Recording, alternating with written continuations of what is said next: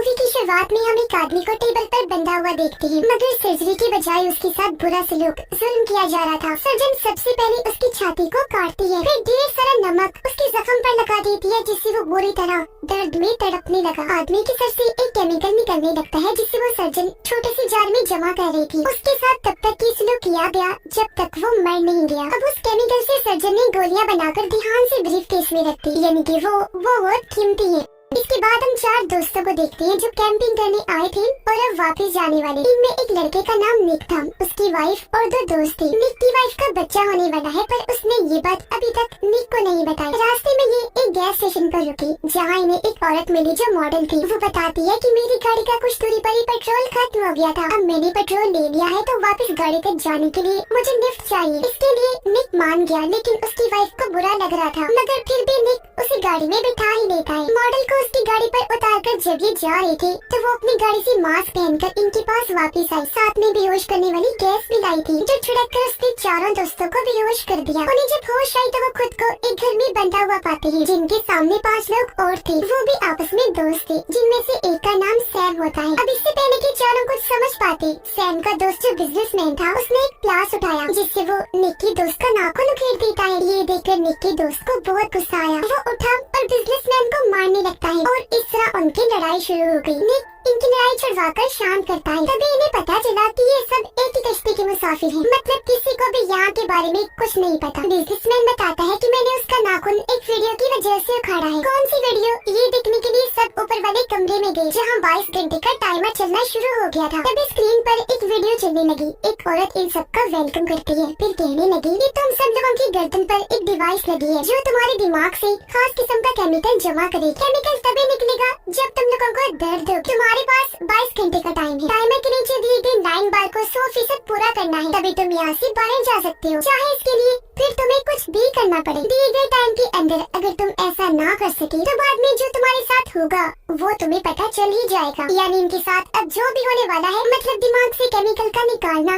वो सब शुरुआत वाले सेल से जुड़ा हुआ है। अब यहाँ से बाहर निकलने के लिए 9 बार को पूरा करने के साथ साथ इन्हें गर्दन पर लगी छोटे से जार को खास किस्म के केमिकल से भरना है। अब या तो एक दूसरे को ऐसे मारे या ग्रुप्स की शक्ल में एक दूसरे को तकलीफ दे, तभी इनका जार भर सकता है। ये लोग इस घर से भाग भी नहीं सकते, क्योंकि पूरा घर लॉक्ड है। इन्होंने भागकर देख भी लिया था, जिसमें ये नाकाम रहे थे। तो एक दूसरे को तकलीफ देने के अलावा अब इनके पास और कोई रास्ता नहीं था। लेकिन इसके लिए सैम का एक दोस्त राजी नहीं था, वो बुरी तरह घबरा गया था। इसीलिए वो खुद ही गर्दन पर लगी डिवाइस को निकालने लगता है। ऐसा करने से उसे दर्द भी हो रही थी, जिससे 9 बार आगे बढ़ने लगता है। पर जैसे उसने डिवाइस को निकाला, मौके पर ही उसकी मौत हो गई। ऐसा होने से 9 बार की परसेंटेज वापिस से पीछे हो गई, क्योंकि उसके दिमाग से निकलने वाला केमिकल जाया हो गया था। पर वो बिल्कुल 0 पर नहीं आया था, क्योंकि इसमें कुछ हिस्सा निक की दोस्त का भी था, जब उसका नाखून उखाड़ा गया था। अपने साथी को मरता हुआ देखकर सभी काफी घबरा रहे थे। तभी सैम की एक दोस्त तारा, जो बहुत खुद गर्ज थी, कहती है कि तुम सब लड़की आपस में एक दूसरे को तकलीफ दे दो, हम लड़कियों को रहने दो। पर बिजनेसमैन कहता है कि नहीं,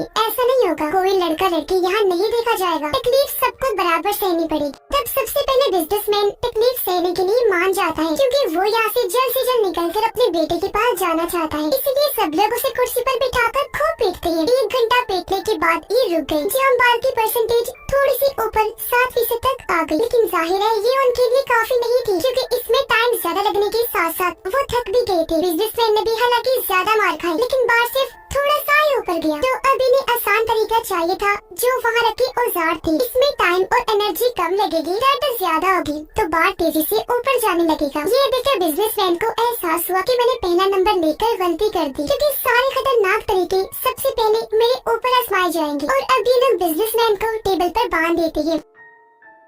जो तारा कर रही थी वो जालिम बनी हुई थी। वो सबसे पहले डंडे से उसे खूब मारती है, फिर चाकू से उसके सारे नाखूने काट देती है। इससे भी उसका दिल नहीं भरा, तो वो उसके टांग पर चाकू मारकर उसका गोश्त नोचने लगती है। सिर्फ यही नहीं, अब पहले वो उसका एक घुटना तोड़ती है, जिसके बाद दूसरी टांग भी तोड़ के रख दी। इससे वो बेचारा अब पूरी तरह से लाचार हो गया था। अभी भी तारा नहीं रुकती, इससे पहले वो उसे जान से मारती। निक बीच में आकर उसे रोक देता है। सारे लोग जब उसे बातें सुनाने लगे तो तारा कहती है कि टॉर्चर करना था तो मैंने कर दिया, इसमें मेरी क्या गलती, और मुझे तुम लोगों ने हद बताई नहीं थी कि कितना टॉर्चर करना है, इसलिए मैं करती गई।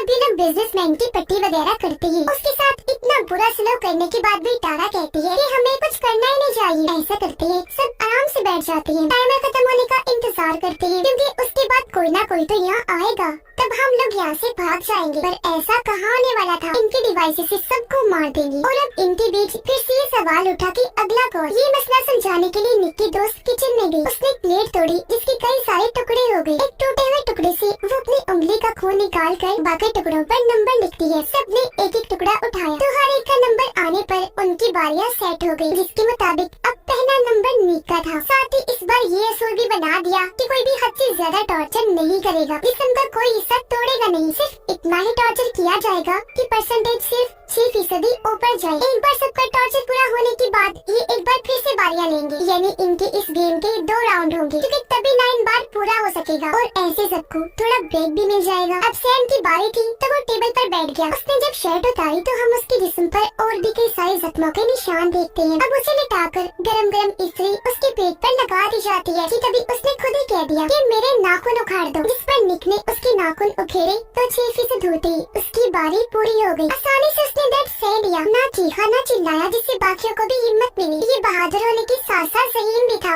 और अब बारी थी निक की, जिस वजह से उसकी वाइफ परेशान होती है। वो रोने लगी, लेकिन उसके पास दर्द की कुछ गोलियां थी जिससे इंसान को नींद आने लगेगी और दर्द भी नहीं होगा। वो कुछ गोलियां खुद खा लेती है जबकि कुछ निक को खिला देती है ताकि उसे दर्द ना हो। लेकिन ये उसने गलती कर दी और अभी लोग निक को टॉर्चर करने लगते हैं। लेकिन उसका बार वो धीरे धीरे आगे बढ़ रहा था, क्योंकि टॉर्चर करने का मकसद यही था कि दर्द हो। दर्द से ही तो बार आगे बढ़ेगा। दिमाग को अगर सुन कर दिया जाएगा तो केमिकल भी जार में नहीं बन पाएगा, यानी ऐसे टॉर्चर सहने का कोई फायदा था ही नहीं। ये बात निक की वाइफ ने नहीं सोची, बस उसे गोलियां खिला दी। ये देखकर उसकी वाइफ को अब अपनी गलती का एहसास हुआ, लेकिन इसका अब कोई फायदा नहीं था। निक बेचारे को डबल टॉर्चर सहना पड़ा, यानी उसके अंदर ड्रिल वगैरह चलाई गई। तब जाकर उसका 6% पूरा हुआ, जिससे सारे लोग घबरा गए। इसीलिए डर कर सैम की दोस्त छुप जाती है, क्योंकि अब बारी उसकी थी। लेकिन 2 लोग किसी तरह उसे ढूंढकर बाहर लाए और अच्छे से उसे टॉर्चर किया। उसके मुंह में इन्होंने चम्मच ही घुसा दिया, एक कलाई भी काट दी थी। इधर वो दर्द में तड़प रही थी, जबकि उधर निक भी होश में आ गया था। वो अपनी वाइफ से नाराज था,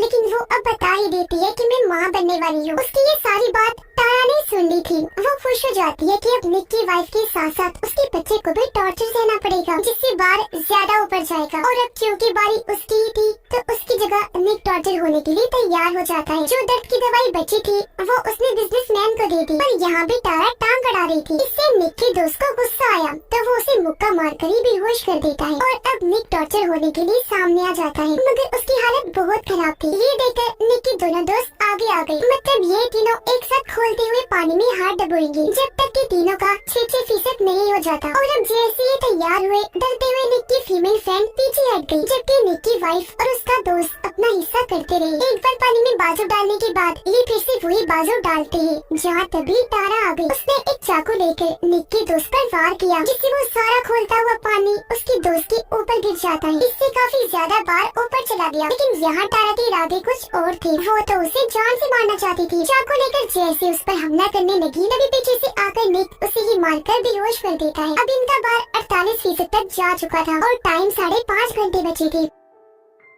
अब बारी थी तारा की, जिसे तकलीफ पहुंचाने के लिए हर कोई तैयार बैठा था। जो इतनी देर से वो सबके साथ कर रही थी, तो वो एक चीज अपने साथ होती देखकर वो बौखला गई। वो एक औजार उठाकर निक की दोस्त की गर्दन में घुसा देती है, तेजी से उसका खून निकलने लगा, जिससे वो वही मारी थी। और इस तरह उसका केमिकल जाया होने से बाहर नीचे आ गया था। ये देखकर निक की दोस्त को बहुत गुस्सा आया। वो आगे बढ़ा ताकि तारा को मार सके, लेकिन तभी निक उसे रोक देता है, समझाने लगा कि ऐसा मत करो, ये बेवकूफी होगी, क्योंकि अगर उसे जान से मार दिया जाएगा तो हम सबको और ज्यादा टॉर्चर सहना पड़ेगा। तारा के हिस्से का भी, इसलिए उसे मारने की बजाय अपना गुस्सा उस पर निकालो, क्योंकि इससे हमारा ही फायदा होगा। निक का दोस्त मान तो गया, लेकिन वो कहता है कि एक शर्त पर टॉर्चर मैं करूँगा, इसलिए उसे मौका दे दिया गया। उसने एक रेंच उठाकर पहले उसकी गर्दन पर मारा, फिर एक कटर मशीन को उसकी जिल्द पर रगड़कर वो ज्यादा तकलीफ दी। ऐसा तब तक चलता रहा जब तक वो बेहोश नहीं हो गई। अब तक बार भी 85% तक जा चुका था, लेकिन टाइम इनके पास बहुत कम था। बार को पूरा करने के लिए इनके पास बस 1 घंटे का टाइम था। अब बचे हुए 5 लोग फैसला करते हैं कि हम अपनी गर्दन की हड्डी तोड़ेंगे, उससे हमें इतनी दर्द होगी कि और कुछ करना ही नहीं पड़ेगा,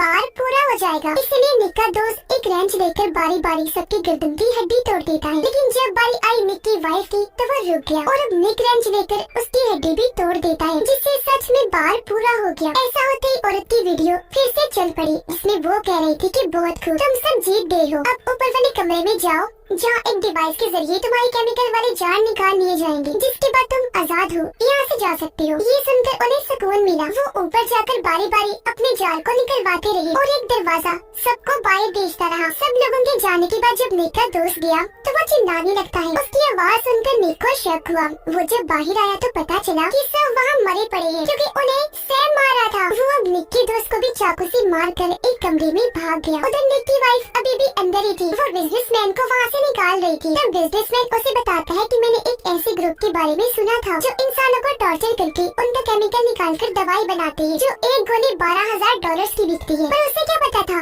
कि मैं भी इसमें फंस जाऊंगा। बातें करते करते वो दम तोड़ देता है, जिससे उसका केमिकल जाया होने की वजह से बार फिर से नीचे आ गया। वो अब 89% पर आ गया था, जिसका मतलब था कि निक की वाइफ यहीं पर फंस गई है। इसे अब खुद ही बार को पूरा करना है, वरना ये भी इधर ही मारी जाएगी। ये चीज उसे करनी भी 18 मिनट में ही है, पर वो एक भी मिनट गवाए बगैर खुद को टॉर्चर करने में लग जाती है। अपने जले हुए हाथ पर वो सबसे पहले ब्लीच डालती है, फिर उसी हाथ को दरवाजे में देकर बार बार मारकर भींचती है, यहाँ तक कि अपनी कमर भी जला लेती है। फिर उसी हाथ में कील ठोकती है, तब जाकर बार फिर से पूरा होता है। वो बाहर आई, निकलने की बारी उसकी थी, लेकिन सैम ऐसा होने नहीं देगा। वो अपनी डिवाइस तो निकाल लेता है, लेकिन एक बटन जैसे उसने दबाया, सबकी डिवाइसेस पर लगा जहर चालू हो गया। इससे सारे ये लोग तड़पने लगे, क्योंकि धीरे धीरे वो मर रहे थे। इसे भी सैम निक को बताता है कि ये मेरा 5वीं बार है, यानी ये लोग 5वां ग्रुप था जिनके बीच से गेम खेल रहा था। क्योंकि पूरे गेम में हमने देखा कि ये सारे आइडियाज दे रहा था और इसके जिस्म पर जख्मों के निशान भी इसीलिए थे। पर ये भी कोई ग्रुप का मालिक नहीं था,